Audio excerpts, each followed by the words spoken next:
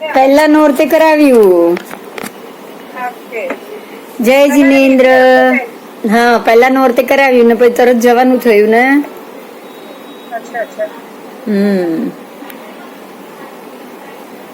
चलो, आज लवण समुद्र हमने जान लिया. आज जो टॉपिक है वो टॉपिक की बात करेंगे. अभी हम आगे जाएंगे. देखो, जम्बू द्वीप हो गया, लवण समुद्र हो गया. अब जो तीसरा द्वीप आएगा वो है घातकी खंड. तो आज हम घातकी खंड की बात करेंगे.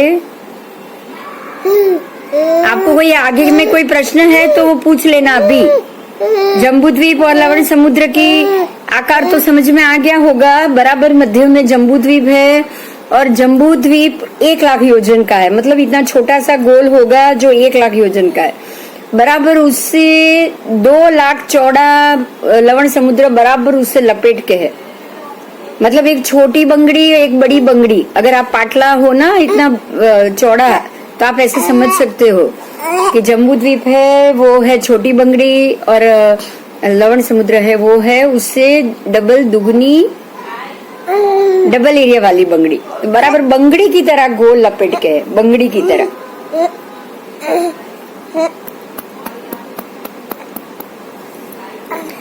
अब उसके और चारों तरफ घातकी खंड भी लपेट के ही है.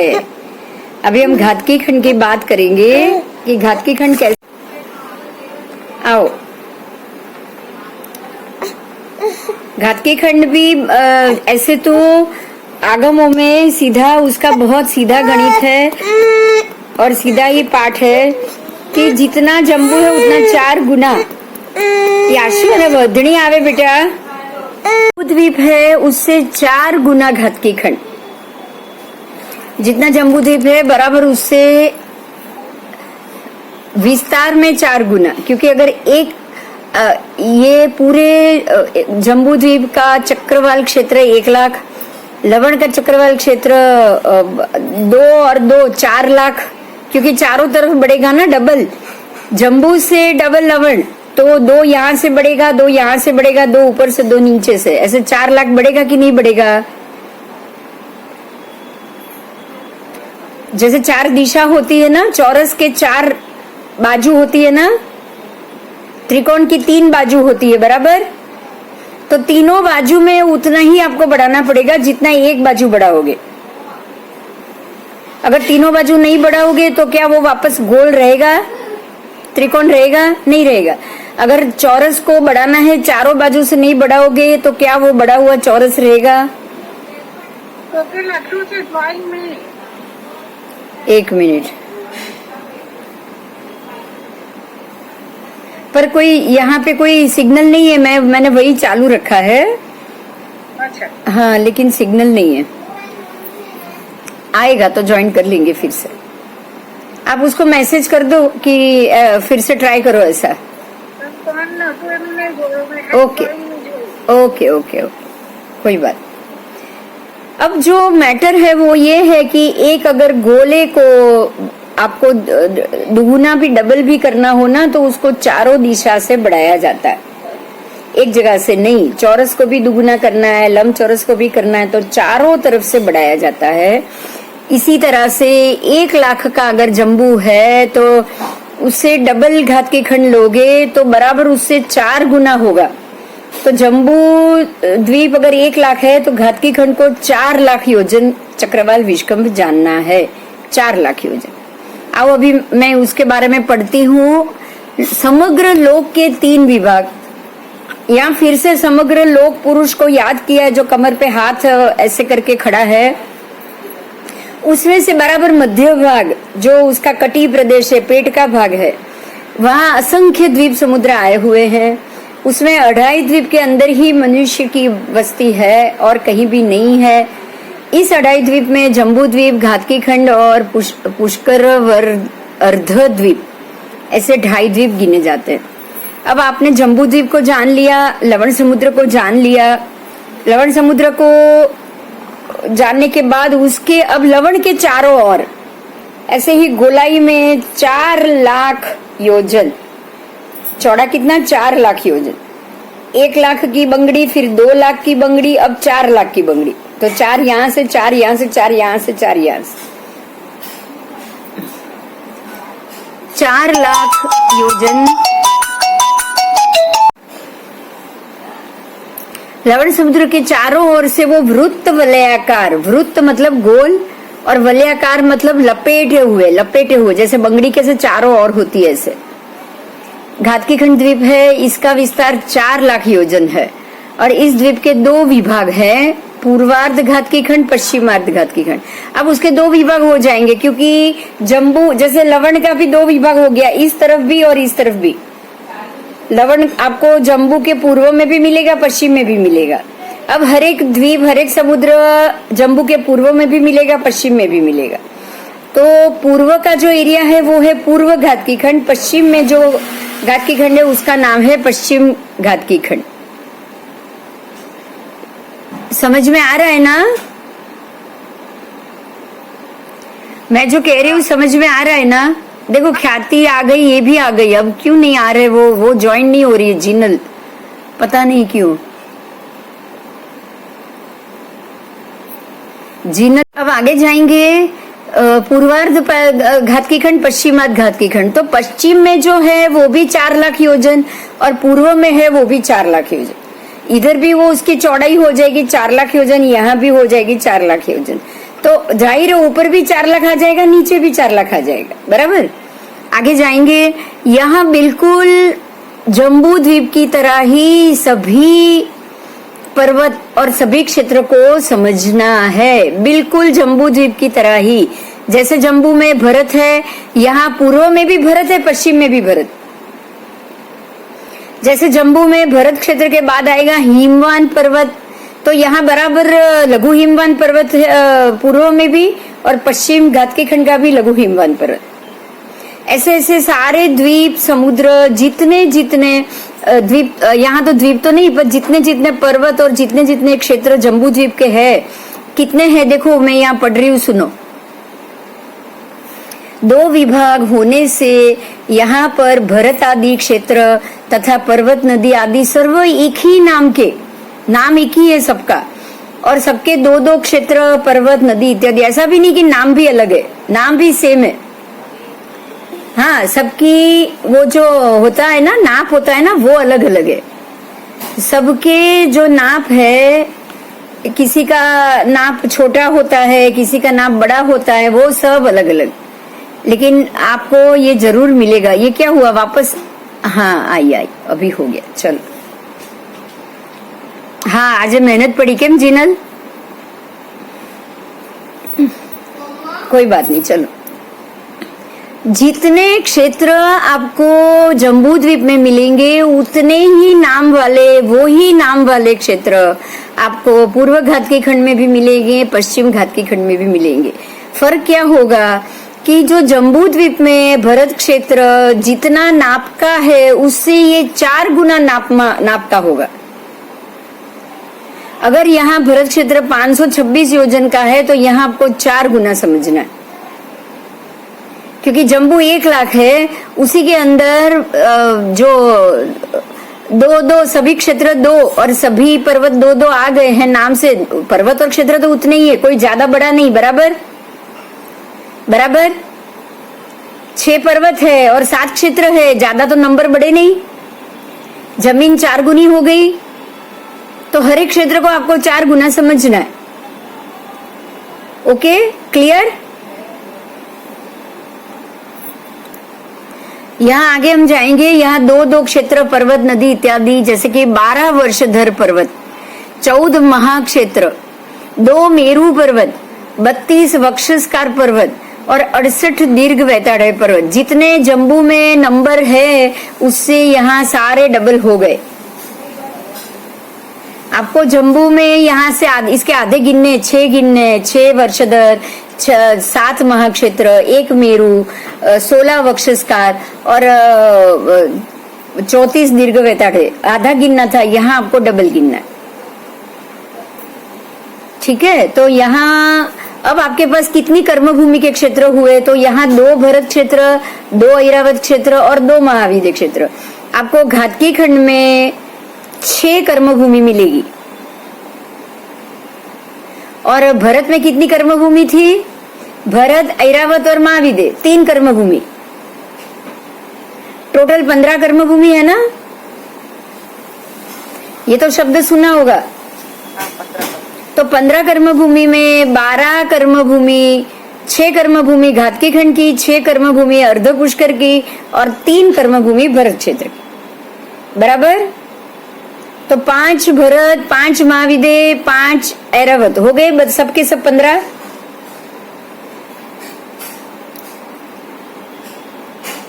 विजय आदि 4 दरवाजे, यहाँ भी 4 दरवाजे हैं। देखिए 4 दरवाजे आपको हर एक समुद्र के मिलेंगे, हर एक क्षेत्र के मिलेंगे।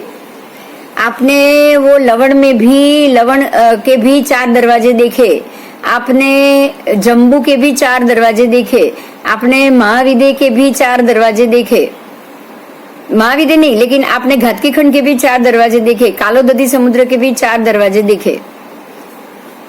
हर एक द्वीप और हर एक समुद्र के 4-4 दरवाजे हैं। तो विजय आदि 4 दरवाजे घातकी खंड को घेरी हुई जगती, घातकी खंड को घेर कर स्थित हुई जगती। इस जगती में गवाक्ष कटक, एक गवाक्ष कटक भी है। पद्मावर वेदिका, वन खंड इत्यादि सारा जम्बू द्वीप जैसे ही है। इस घातकी खंड में 12 सूर्य और 12 चंद्र अपने स्व परिवार सहित चला अवस्था में रहे हुए हैं। यहाँ आपको सूर्य चंद्र कितने मिलेंगे? जम्बू में कितने थे, कोई बोलेगा?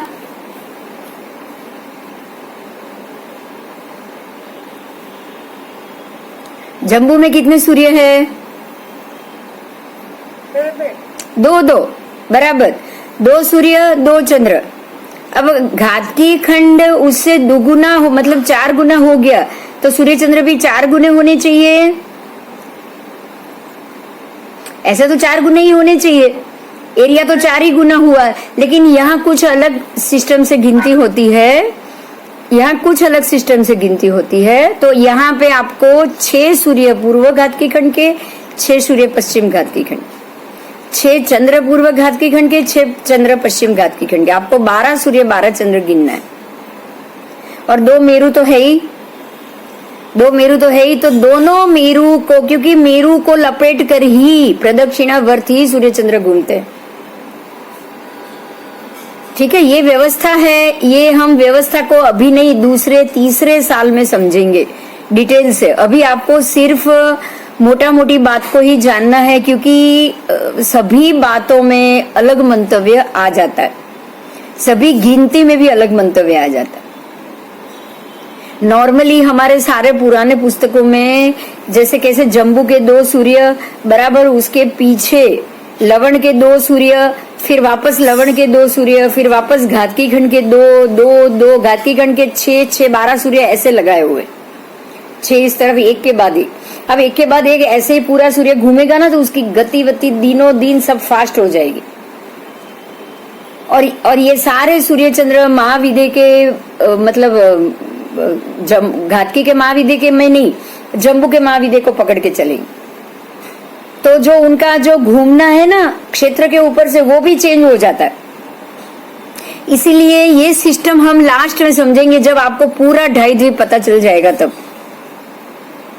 ठीक है, क्योंकि अंदर की गिनती में हमें डिस्प्यूट में नहीं जाना है।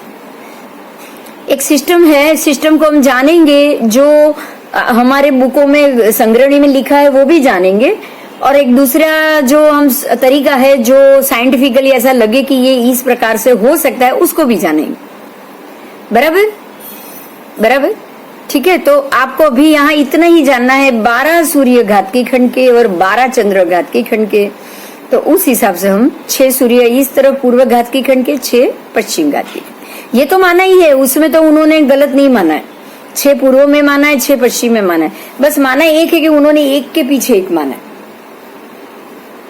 और हमें जम्बू में जैसे एक लाइन में है, वो एक लाइन में मानना है, उतना फर्क है।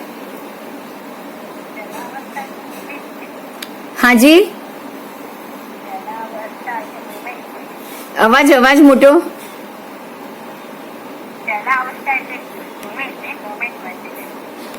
નહીં હું શું એક જ મિનિટ. હા બોલ, હવે બોલ.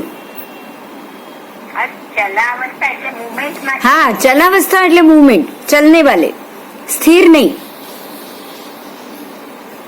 स्थिर नहीं. हमारे में यहाँ स्थिर सूर्य भी है ना. अड़ीद्वीप के बाद सारे सूर्य चंद्र स्थिर है, तो इसलिए सूर्य भी दो प्रकार के हैं, एक है चलित और एक अचलित. तो अड़ीद्वीप के अंदर जितने सूर्य चंद्र है वो सारे चलने वाले, इसलिए उसको चलावस्था कहा है. ठीक है, आओ आगे चलें.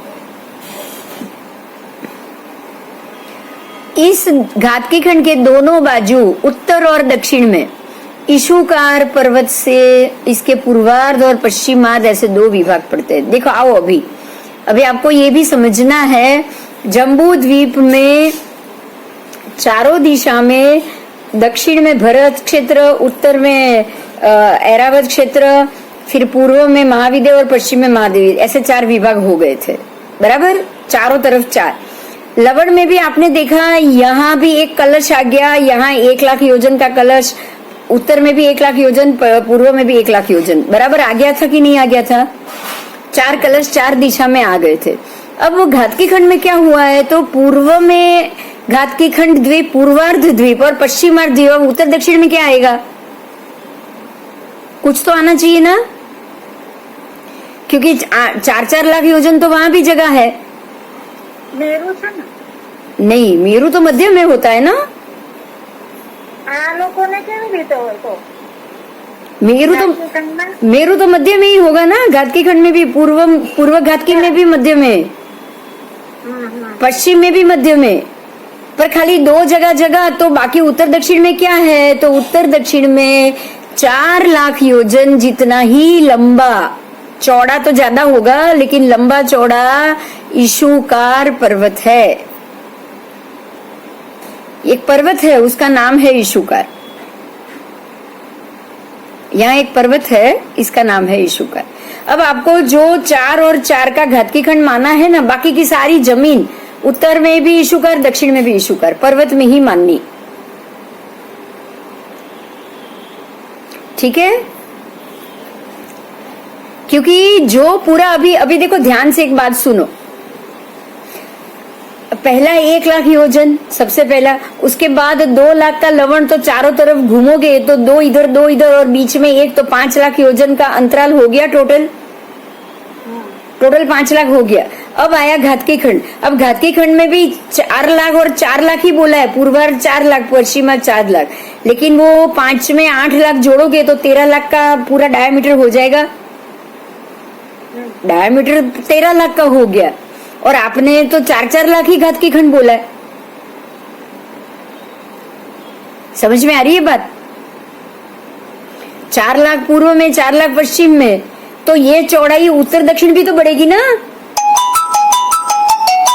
तो ही गोल बन पाएगा, नहीं तो गोल नहीं बन पाएगा. अगर ये पूर्व पश्चिम में 4-4 बढ़ाओगे तो उत्तर दक्षिण में भी बढ़ाओगे, तभी तो गोल होगा. तो उत्तर दक्षिण में वही 4-4 लाख का आपको ईशुकार पर्वत समझना है. बराबर बराबर. कोई प्रश्न है? हाँ बिंदु बेन, हाँ आपने बताया कि स्थिर सूर्य चंद्र है. हाँ, तो स्थिर सूर्य चंद्र जहाँ पे भी है द्वीप के बाहर, तो वहाँ क्या सूर्य की होने से दिन रात होते हैं या नहीं होते ही नहीं है. वहां पे तो कोई मनुष्य ही नहीं है ना, वहां पे तो मनुष्य क्षेत्र है ही नहीं. देखो अब मनुष्य क्षेत्र हो, वहाँ तिर्यंश है, उनको कोई दिन रात और उन सब से फर्क नहीं पड़ता है. तिर्यंश कहाँ पे है, तो पानी में, जमीन में तो वो भी नहीं है. अच्छा, जमीन में तो वो भी नहीं. अब हमारे भी यहाँ पानी में तिर्यंश है, उसको दिन रात से क्या फर्क पड़ता है. चल कुछ नहीं बस.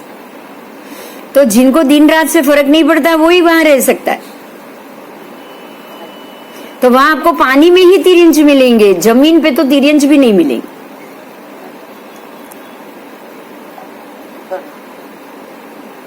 और बाकी सारे देवताओं के महल, देवताओं की राजधानियां, जैसे ही आप 2.5 द्वीप छोड़ोगे, जैसे नंदीसर द्वीप, उसके बाद द्वीप, जितने भी द्वीप आएंगे ना, सारे देवताओं की राजधानियों वाले आ रहे।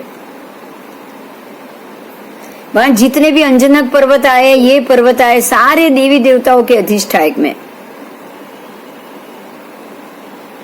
तो जो भूमि है वो सारी देवताओं की आएगी, और जो समंदर है उसमें आपको तिर्यंच समुद्र के जलचर तो मिलेंगे ही मिलेंगे, लेकिन उनको कोई दिन रात की व्यवस्था से फर्क नहीं पड़ता है। बराबर, मनुष्य को ही फर्क पड़ेगा।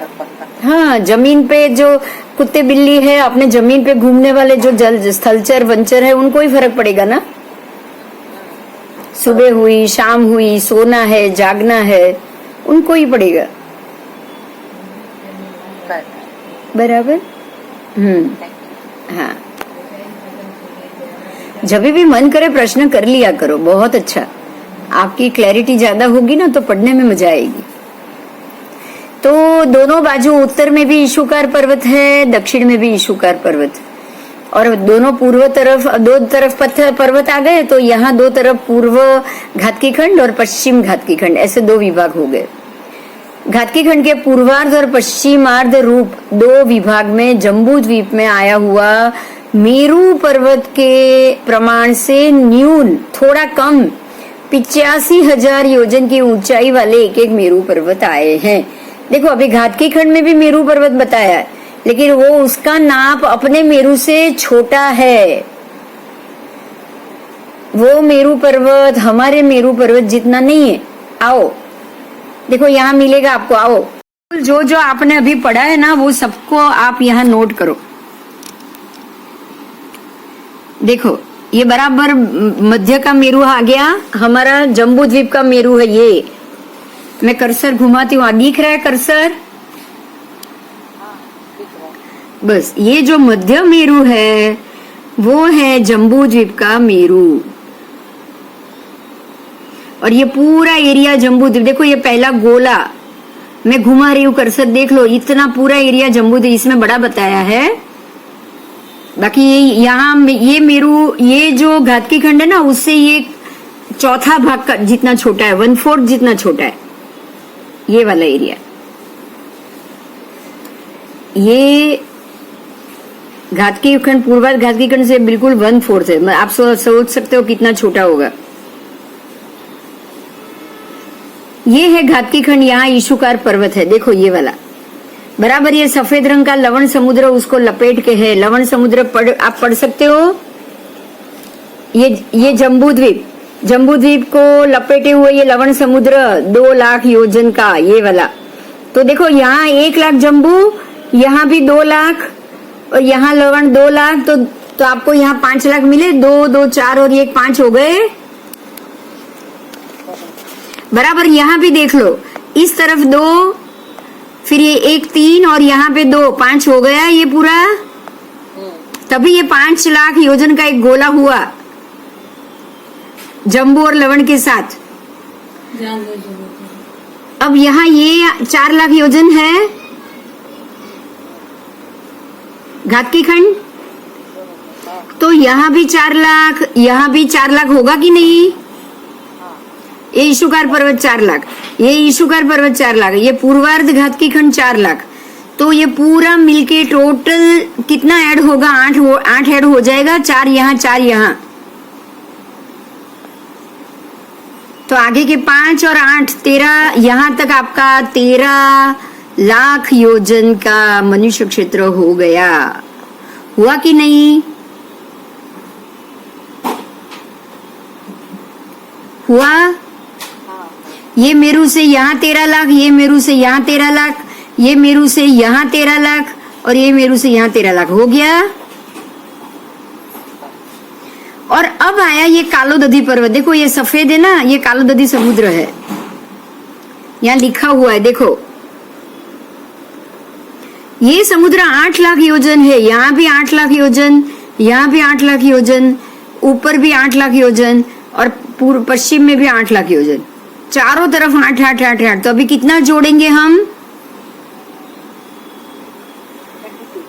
8 और 8 16 जोड़ेंगे, 16 जोड़ना है और आगे 13 हो गए थे। 13 और 16 कितना हुआ? 29 लाख योजन मनुष्य क्षेत्र यहां तक हुआ, कालोदधी समुद्र तक। बात क्लियर हुई? हाँ हाँ, कोई प्रश्न नहीं ना? अच्छा, अभी जो मेरू की बात चल रही थी, ये है जम्बू का मेरू। और यहाँ वो देखो, ये किसका मेरू? आप पढ़ सकते हो, मेरू यहाँ लिखा हुआ है। ये पूर्व पश्चिम घातकी खंड का मेरू।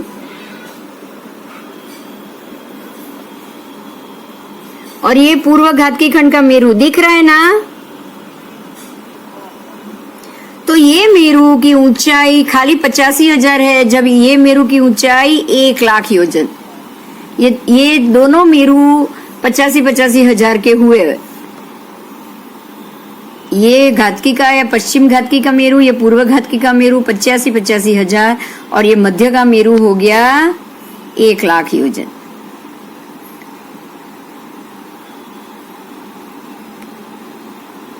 बोलो, क्लियर हुआ? कोई प्रश्न है तो पूछो।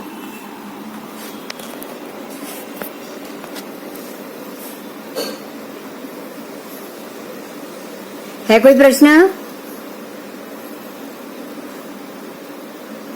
नहीं है ना? ठीक है, चलो आगे चलते हैं। तो यहाँ मेरू की ऊंचाई 85,000 योजन बताई गई है।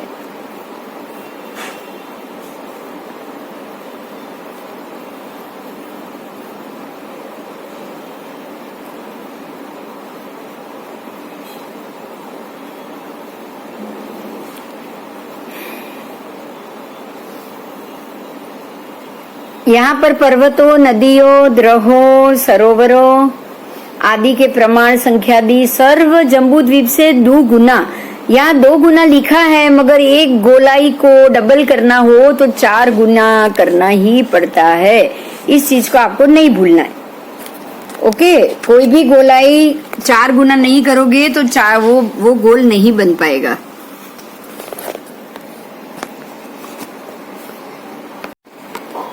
यहाँ पर तीर्थंकर, चक्रवर्ती, बलदेव, वासुदेव आदि की संख्या भी जम्बू द्वीप से दुगुनी जाननी। जितने जम्बू द्वीप के एक गोलाई में होते हैं, वासुदेव, प्रतिवासुदेव, सारे बलदेव, ऐसे यहाँ के 2 गोले हो गए। एक पूर्व घातकी खंड का गोला, एक पश्चिम घातकी खंड का गोला, मतलब 2 भरत। हमारे 1 भरत है, वहां 2 भरत। तो जितना हमारे 1 भरत में चक्रवर्ती थे, उससे डबल चक्रवर्ती, नंबर ऑफ डबल चक्रवर्ती, वो संख्या दुगुनी होगी, क्योंकि मनुष्य की संख्या हो रही है। क्लियर करना, हाँ, ये बात को। जमीन की संख्या आप दुगुनी नहीं कर सकते हो, जमीन 4 गुनी करनी पड़ेगी। 1 लाख का 4 लाख योजन करना पड़ेगा, समझे? लेकिन मनुष्य की संख्या 4 गुनी नहीं कर सकते।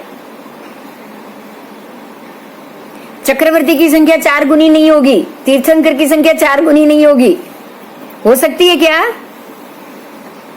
नहीं। ठीक है, वो तो 2 भरत, जितने भरत उतने तीर्थंकर। हमारे भरत में 24 तीर्थंकर हो रहे, तो उनके भी 1 भरत में 24 होंगे, तो 2 भरत में 48 होंगे ना, बस। सबसे बिंदु में वहाँ फिर मनुष्य तो कम ही हो गए ना। मनुष्य तो वैसे भी पूरे 2.5 द्वीप में संख्याता ही है, आप गिन सको उतने। मनुष्य कभी भी कुछ नंबर से ज्यादा हो ही नहीं सकते। मनुष्य हमेशा संख्या था, बाकी सारे जीव असंख्या था, अनलिमिटेड। आप गिन नहीं सकते उतना, निगोद गिन नहीं सकते उतना, एकेंद्रिय गिन नहीं सकते हो। पृथ्वी, अब, तेऊ, वायु, स्थावर, सूक्ष्म आप गिन भी नहीं सकते। तिर्यंश वो नहीं, लेकिन मनुष्य सिर्फ संख्या था। अभी आप समझ लो, मनुष्य सिर्फ 2.5 द्वीप में ही हुए, बाकी में तो सारे द्वीप समुद्र में तिर्यंश तो हो ही रहे, वो तो कहां से फिर संख्याता होंगे? भरे पड़े हुए अनंत असंख्य द्वीप समुद्र। अब असंख्य द्वीप समुद्र में तिर्यंश एक समुद्र, इतने बड़े बड़े बड़े बड़े योजन के समुद्र, कहाँ तिर्यंश की कमी? आप सोचो तो, जलचर की तो कमी ही नहीं है। और एक इंद्रिय बे इंद्रिय गिने किस में जाते? तिर्यंश में ही गिने जाते। निगोद से लेके मनुष्य, अरे जो तिर्यंश, पंचेंद्रिय तिर्यंश तक की गिनती सारी तिर्यंश में होती, तो निगोद की अपेक्षा भी वो अनंत हो गए। तो आपको मनुष्य ही संख्याता मिलेंगे, मनुष्य का क्षेत्र ही लिमिटेड मिलेगा, सिर्फ 2.5 द्वीप। असंख्य द्वीप समुद्र में मनुष्य सिर्फ 2.5 द्वीप में। मनुष्य तो वैसे भी लिमिटेड है। अब अभी मैं आपको एक एग्जांपल देती हूँ। शांति में हम बोलते हैं ना कि 90 करोड़ पदाति है ना, उसमें जो 2 गाथा है ना, उसमें 90 करोड़ शब्द आता है। 32 राय वर सहसाय, वो जो गाथा है ना शांति की, अजित शांति की एक गाथा है, उसमें 90 करोड़ पदाति आता है। आज आप समझ सकते हो कि जो हमारे जो ये भारत देश है, अब 90 करोड़ पदाति एक चक्रवर्ती के सैन्य के अंदर थे। आज हमारे देश की जनता 125 अबजी तो है, तो वहां अयोध्या में 90 करोड़ पदाति हो, कोई सरप्राइज है? नहीं। तो तब भी उतने ही मनुष्य थे भरत क्षेत्र में, अयोध्या में, ये भारत खंड में आज भी उतने ही मनुष्य कभी बढ़ेंगे नहीं।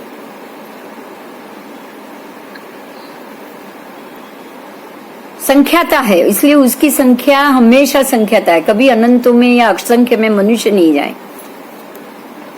ठीक है?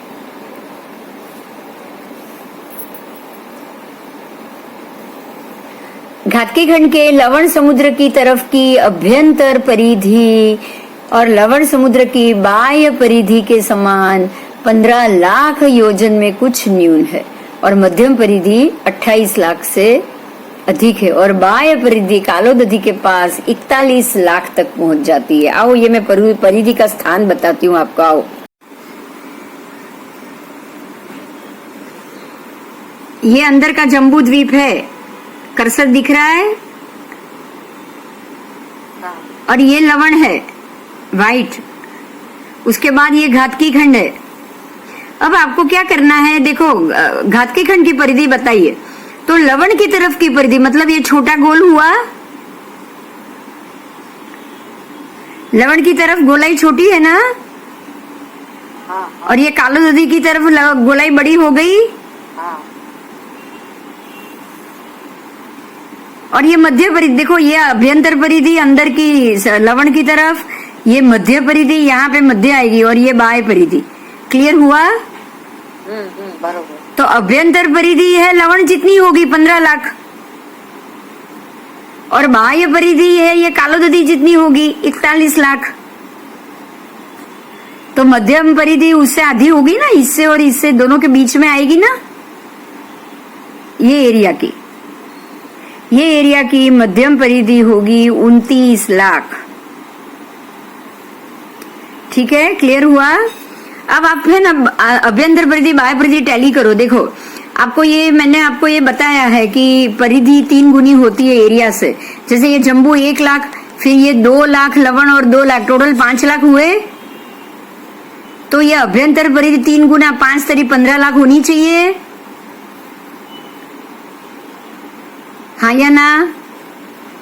हाँ, तो ये 15 लाख है। अब ये बाह्य की बात करेंगे, जैसे ये 1 लाख, फिर 2 4 5 लाख, और फिर ये 4 4 8 13 लाख हो गई। तो 13 लाख की 3 गुना परिधि कितनी होगी? 40 लाख जितनी होगी ना? हाँ, बस, तो ये आपको यहाँ 40 लाख जितनी बताई गई है।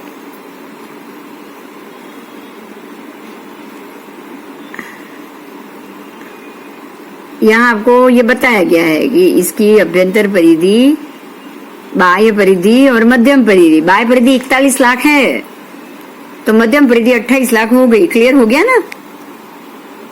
आगे ईशुकार पर्वत की बात की है।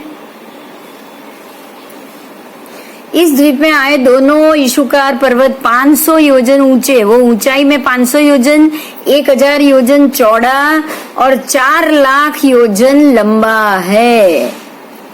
कितना चौड़ा है? चौड़ा 1000 योजन, मतलब उसकी ऐसी चौड़ाई, थिकनेस, किसी भी एक दीवार की थिकनेस, जाड़ाई कितनी होती है, ये इसकी चौड़ाई आ गई। और 4 लाख योजन लंबा, तो जैसे 4 लाख लंबा हो गया तो घातकी खंड द्वीप में भी वो चौड़ा भी तो 4 लाख से ज्यादा ही होगा ना। जगह जगह पर घातकी वृक्ष के, अब इसका नाम घातकी खंड द्वीप क्यों पड़ा? घातकी खंड द्वीप में जगह जगह पे घातकी वृक्ष अर्थात धावड़ी, एक्चुअली इसका नाम धातकी है, हम घातकी बोलते हैं लेकिन घातकी नहीं है, ये ध्यान रखना आप, मुंह से घातकी निकल जाता है, घातकी है। आप लिखो ना कहीं तो ध लिखना, इतने सालों से पता नहीं आदत हो गई है ना, इसलिए धातकी की जगह घातकी बोलते। देखो ये शब्द भी धातकी है अगर आप उसको पढ़ पाओ तो यहाँ धातकी नाम के वृक्ष की अधिकता है। ऐसे यहाँ धातकी फूल बहुत बनते हैं, इसीलिए इस खंड को धातकी खंड नाम दिया गया है। जगह जगह पर धावड़ी के बहुत वन है। इस द्वीप के अधिपति देव का नाम है सुदर्शन। पूर्व के नाम है सुदर्शन, पश्चिम के धातकी खंड का नाम है प्रियदर्शन। सुदर्शन, प्रियदर्शन, जो जम्बू वृक्ष समान धातकी और महाधातकी नाम के 2 महावृक्षों पर रहते हैं। यहाँ भी 2 महावृक्ष है। आपने वो जम्बू में जाना था ना, जम्बू में कौन से वृक्ष थे, किसी को याद है क्या? जम्बू में 2 सुदर्शन वृक्ष आ गए थे, जम्बू वृक्ष और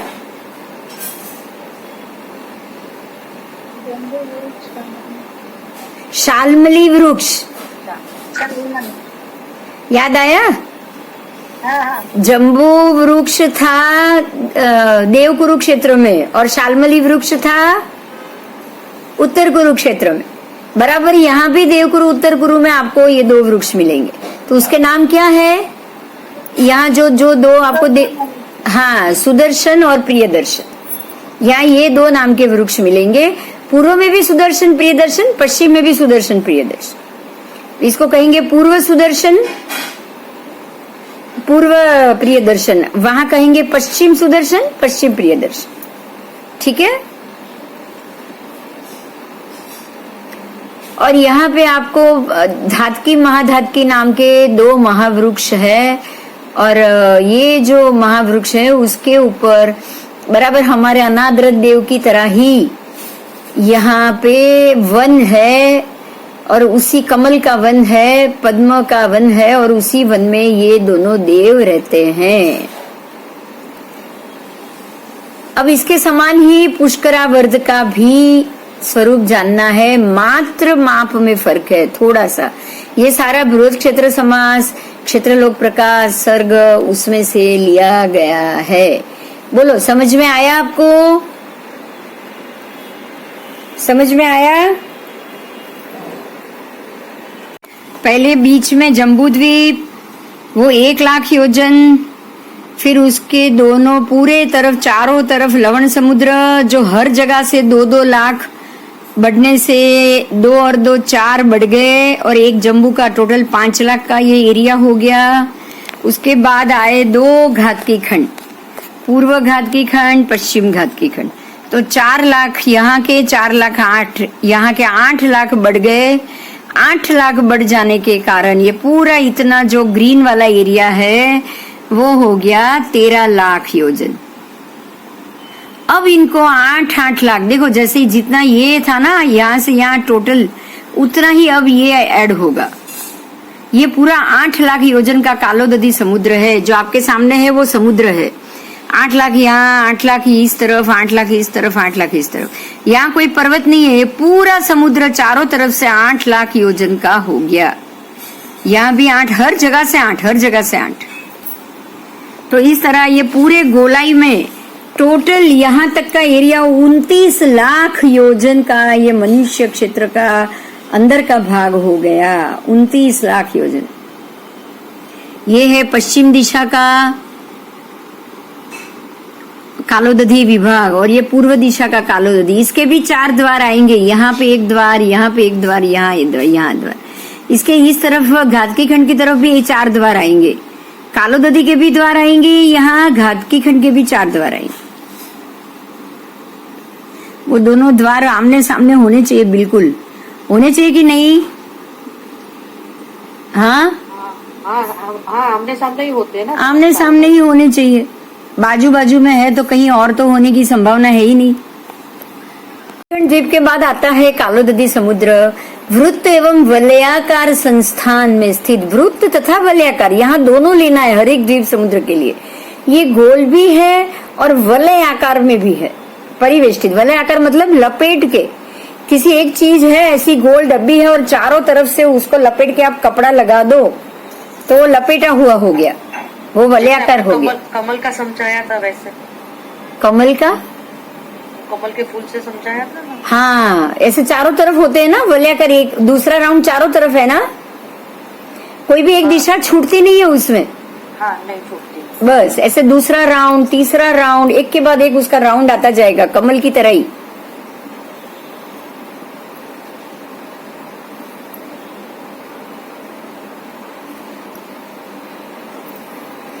समुद्र चक्रवाल समचक्राकार में स्थित है, विषम चक्राकार में नहीं। अब इसका क्या मतलब हुआ पता है? समचक्राकार मतलब सम है, हर एक जगह से एक जैसा है। ऐसा नहीं कि ये पूर्व में 8 लाख है, पश्चिम में 2 लाख है, वापस यहाँ 8 लाख है, ऐसा नहीं। हर तरफ से 8-8 लाख, इसलिए उसको समचक्राकार बोला गया। इस कालोदधी समुद्र की चक्राकार चौड़ाई 8 लाख योजन है और 91,70,605 योजन से अधिक इसकी परिधि। अब ये पूरा होते होते होते 29 लाख हो गया, उसका 3 गुना करोगे तो 90 लाख ऊपर हो जाएगा। तो इसकी परिधि कितनी आएगी? 91 लाख से कुछ अधिक। ये समुद्र एक पद्मावर वेदिका और वनखंड से चारों ओर से घिरा हुआ है। इसके भी चारों ओर पद्मावर वेदिका है और एक वनखंड है। इसके 4 द्वार कहे गए, विजय, वैजयंत, जयंत और अपराजित। एक द्वार से दूसरे द्वार का अंतर हो गया 22 लाख। अब इसकी परिधि को 4 से भाग दो, क्योंकि परिधि ऐसी गोल है ना, तो उसके चारों दिशा के द्वार के बीच का अंतर आपको मिल जाएगा। उसके पूर्व अंत में पुष्करवर द्वीप के पूर्वार्ध के पश्चिम में और सीतोदा महानदी के ऊपर है विजय द्वार, मतलब समुद्र के पूर्व में। आओ मैं पिक्चर बताऊं। ये समुद्र है तो समुद्र का पूर्व यहाँ आया, तो ये पूर्व में विजय द्वार, आपको यहाँ विजय द्वार मिलेगा, यहाँ भी द्वार मिलेगा विजय द्वार, यहाँ भी विजय द्वार। ठीक है, क्योंकि समुद्र का पूर्व, ये पश्चिम, ये उत्तर और ये दक्षिण, तो यहाँ भी 2 द्वार, यहाँ एक, यहाँ एक, यहाँ एक, यहाँ एक, यहाँ एक, यहाँ एक और यहाँ एक और यहाँ एक।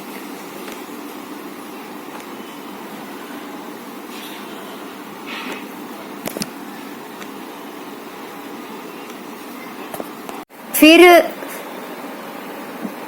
दक्षिण भाग में, दक्षिणार्ध के दक्षिण भाग में है वैजयंत द्वार, पश्चिम भाग में है जयंत द्वार और कालोदधी समुद्र के उत्तर विभाग में है अपराजित द्वार। तो ये समुद्र का नाम कालोदधी क्यों पड़ा? अब ये कालोदधी, जैसे लवण का नाम लवण क्यों पड़ा था? क्योंकि उसका पानी खारा था, उसका पानी खारा था, इसलिए उसका नाम लवण पड़ा। कालोदधी समुद्र का नाम कालोदधी क्यों पड़ा? क्योंकि यहाँ का पानी, इस समुद्र का पानी बिल्कुल स्वादिष्ट है, पुष्टिकारक है। आप लवण का समुद्र का पानी से बिल्कुल ये उल्टा है, सुनिएगा ध्यान से। लवण का पानी खारा था, पुष्टिकारक नहीं है। श्रेष्ठ है कालोदधी का पानी, श्रेष्ठ है। कृष्ण मतलब काला है, उड़द, काले उड़द जैसा है, ऐसे बढ़ने वाला है। और प्राकृतिक पानी जैसे रस वाला कहा गया है। प्राकृतिक मतलब अतिशय निर्मल, सुंदर और हल्का, आहार को शीघ्र पचाने वाला, अमृत जैसी मिठास वाला पानी समझना है। बारिश का पानी कैसा होता है? प्राकृतिक का मतलब क्या हो गया? हमारे बारिश का पानी, बारिश का पानी प्राकृतिक होता है ना, नेचुरल होता है और ये बहुत अच्छा होता है। कितनी भी गर्मी पड़ने के बाद शरीर में गर्मी निकली और पहली बारिश में नहाओगे तो शरीर की गर्मी मिटा देगा वो। तो ये बारिश का पानी जैसा ही निर्मल है, ऐसा ही ये कालोदधी का पानी।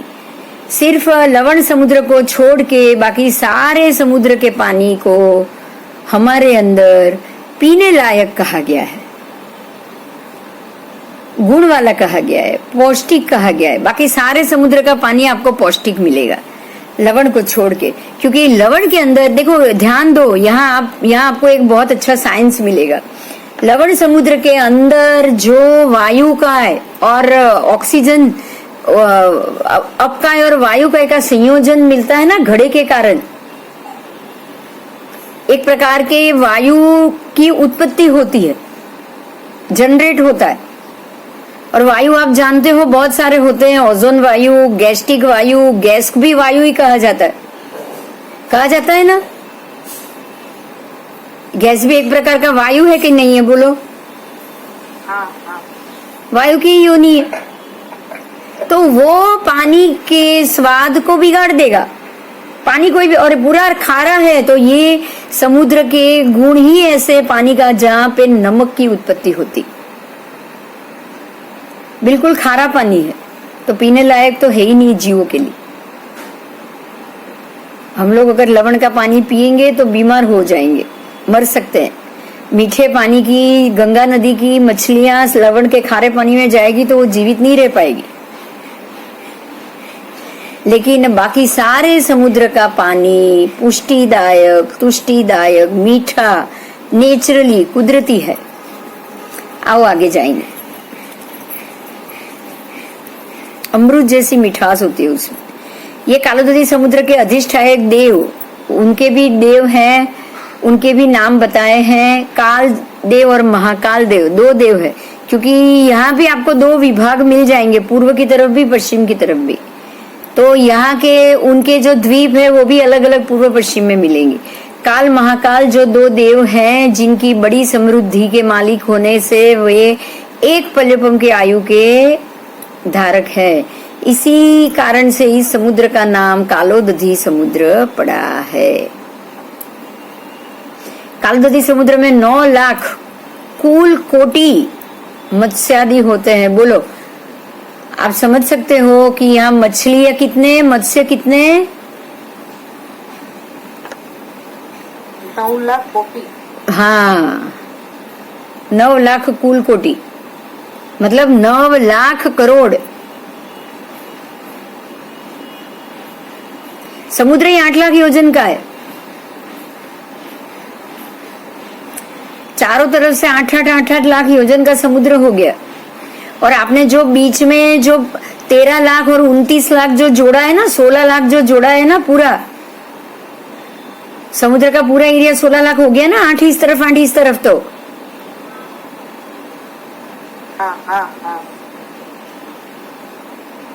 तो ये 16 लाख के एरिया में 9 लाख कोटि कुल कोटि मत्स्य परिवार है। इनके नाप भी कितने? तो उत्कृष्ट से 700 योजन तक का, उत्कृष्ट से 700 योजन तक। जगन्य तो बोला ही नहीं है, लेकिन उत्कृष्ट सबसे अधिक 700 योजन का एक बड़ा मत्स्य। समुद्र के पानी के अंदर लवण समुद्र के समान पानी का ऊंचा शिखर यहाँ नहीं होता। ध्यान दीजिएगा, यहाँ ऊंचा शिखर नहीं होता, क्योंकि यहाँ से अलग से वो वायु का प्रयोजन नहीं है।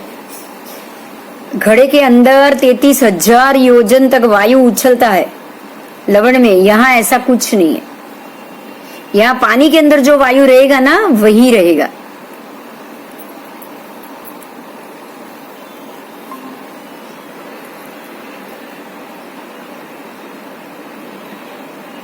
दिख रहा है प्रेजेंटेशन में? शायद बाहर निकल गई थी। दिख रहा है? नहीं, प्रेजेंटेशन नहीं दिख रहा। हाँ, एक मिनट, मैं अभी बाहर आ गई थी। अभी दिखेगा? अभी दिख रहा है ना? हाँ हाँ हाँ हाँ। आगे जाएंगे। 700 को योजन के मच्छ होते हैं उत्कृष्ट से, बड़े बड़े। इस तरह यहाँ ऊंचा शिखर नहीं है। ऊंचा शिखर नहीं है तो जो भरती ओट आती है वो ओट नहीं आती है जो इतने घंटों के बाद। लेकिन पानी में उतार चढ़ाव समुद्र और नदी के माफिक आएगा ही आएगा। पानी में भी वायु और ऑक्सीजन तो रहता ही है, उससे जो आना है वो आएंगे। यहाँ पाताल कलश आदि कुछ नहीं है। सुंदर मेघ से बरसते पानी के समान मधुर पानी, मीठा, शांत और प्रशांत ये महासागर कहा गया है। ठीक है, ये सारे सागर को शांत और महाशांत कहा गया है, प्रशांत कहा गया। सागर की तरह ही है। यहाँ पे थोड़ी बहुत लहरें आती रहेगी, लेकिन जो ज्वार भाटा आता है ना, जो हमारे यहाँ भरती ओट, वो यहाँ नहीं आता।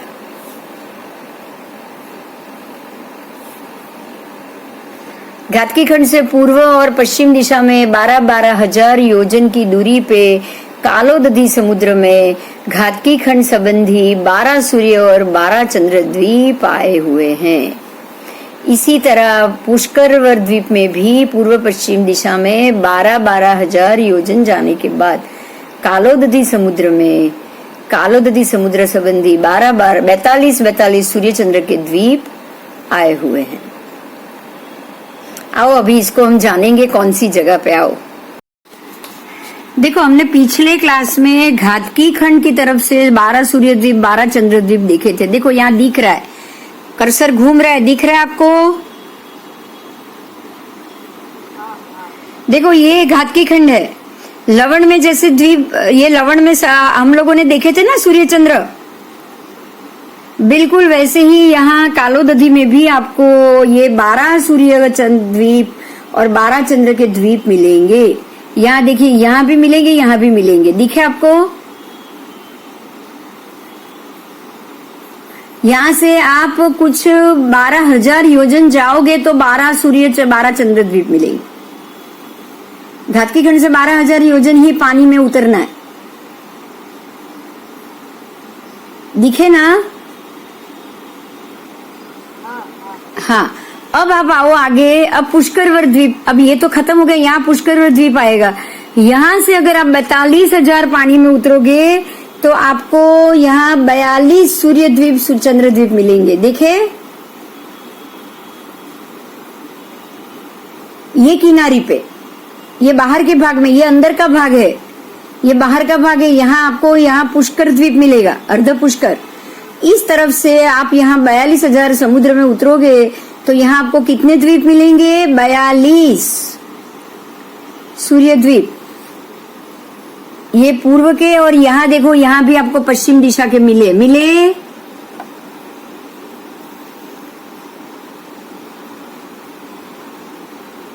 गए।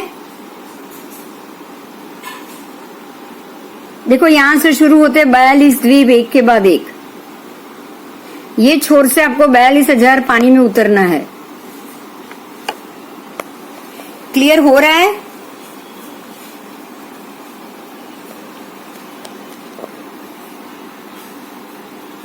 कालोदधी बड़ा है ना, तो यहाँ से, यहाँ पूर्व में से 42, पश्चिम में से 42, और यहाँ से घातकी खंड से 12 इस तरफ और 12 इस तरफ। इतने सारे द्वीप इसके अंदर है।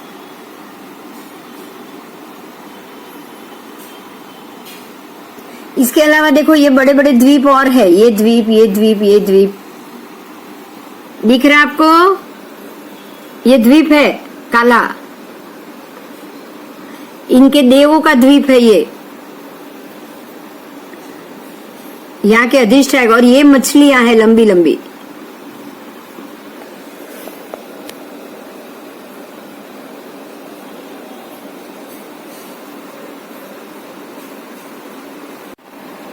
आओ अभी मैं विगत पढ़ रही हूँ।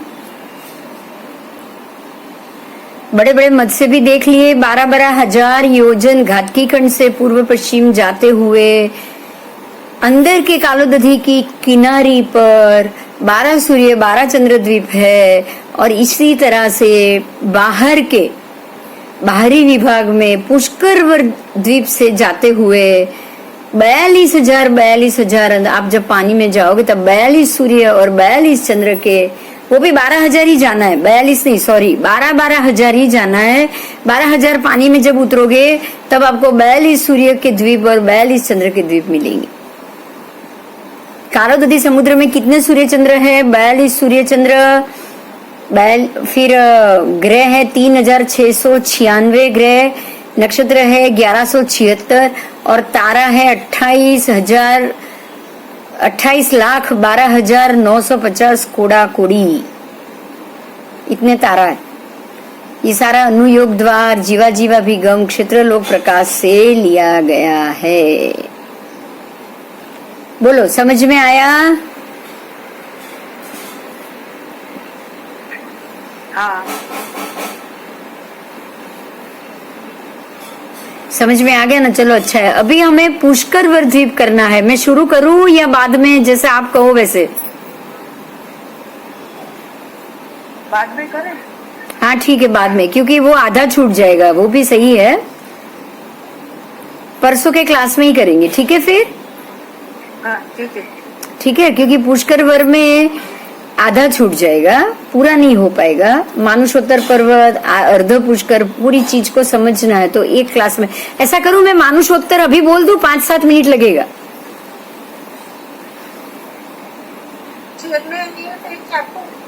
हाँ પુષ્કર અને માનુષોત્તર એ વળી નેક્સ્ટ ટાઈમમાં લઈ જાઓ। हाँ, मैं नेक्स्ट टाइम में ही लूं, लेकिन एक चीज आपको समझा दूं खाली, तो नेक्स्ट टाइम में वो रिपीट हो जाएगी तो आपके लिए अच्छा होगा। पुष्कर वर द्वीप जैसे घाटकी खंड 4-4 लाख योजन के दो तरफ आए, ऐसे अब पुष्कर वर द्वीप आ रहा है जो सबसे बड़ा हो जाएगा, वो 16 लाख, क्योंकि इस तरफ कालोदधी है 8 लाख, इस तरफ कालोदधी है 8 लाख। अब उससे दुगुना आएगा तो 16 लाख इस तरफ, 16 लाख इस तरफ, टोटल पूरा पुष्कर आएगा। लेकिन वो पूरे पुष्कर द्वीप में बराबर मध्य में, मतलब अगर ये 16 लाख है तो 4 इस तरफ, 8 इस तरफ छोड़ना है, 8 इस तरफ छोड़ना है। बराबर मध्य में एक पूरा मानुषोत्तर पर्वत है जो पुष्कर के 16 लाख को 2 विभाग में डिवीजन देता है। 8 लाख 8 लाख, बराबर बीच में मानुषोत्तर पर्वत है। तो हमें सिर्फ अंदर के 8 लाख यहाँ के और अंदर के 8 लाख यहाँ के, ऐसे ही 16 लाख अर्ध पुष्कर को पढ़ना है। ऐसे तो 16 यहाँ 32 हो जाएगा ना, लेकिन हम पढ़ेंगे सिर्फ 8 पुष्कर और 8 पुष्कर। मनुष्य क्षेत्र में उतना ही आएगा, ठीक है? अभी अगले क्लास में करेंगे ताकि आपको ये चीज याद रह जाए, इतना याद रह जाए कि 16 लाख यहाँ 16 लाख यहाँ 32 लाख का पुष्कर वर द्वीप है, लेकिन उसको बराबर मध्य से डिवीजन दिया है, आधा कर दिया है मानुषोत्तर पर्वत ने। तो 8 इस तरफ और 8 इस तरफ, 16 लाख ही हमें पढ़ना, बराबर? ठीक है, चल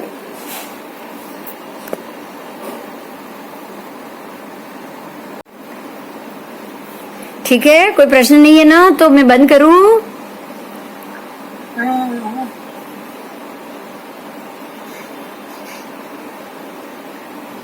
अभी हम आगे आगे द्वीप समुद्र पढ़ेंगे, पुष्कर वर पढ़ लेंगे, उसके बाद देवता कहाँ तक जाते हैं, स्वयंभू रमण समुद्र तक की जो व्यवस्था है, कितने कितने लाख योजन, वो सब आ जाएगा आपके पढ़ने में।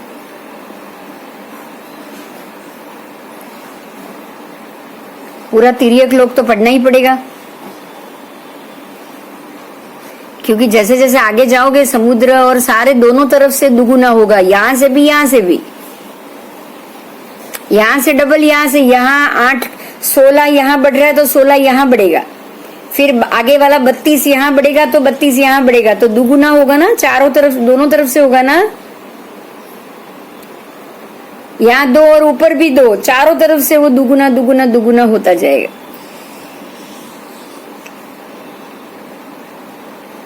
ठीक है,